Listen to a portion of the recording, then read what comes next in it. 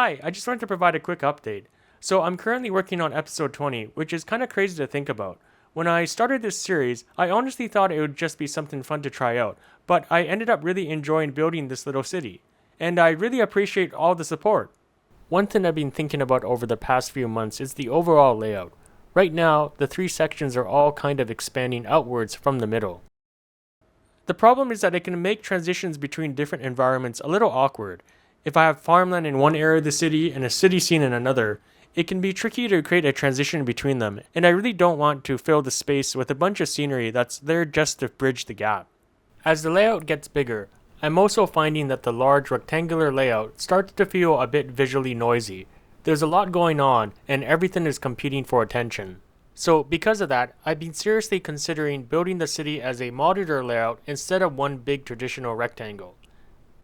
A lot of model train railroads use this modular approach, and it works really well because each section can be its own environment. Modular layouts also tend to have a more limited depth, which works great for train-centric scenes.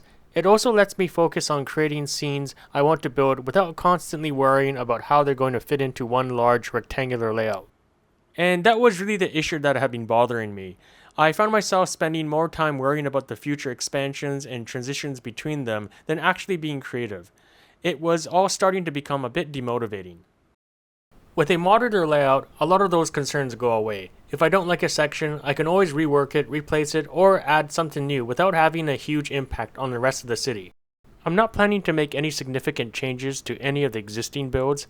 The modular layout will work with the existing sections. So, what do you think? I think at the very least, it'll be interesting to see how this looks, and it might give people some ideas on how to build their real-life LEGO cities.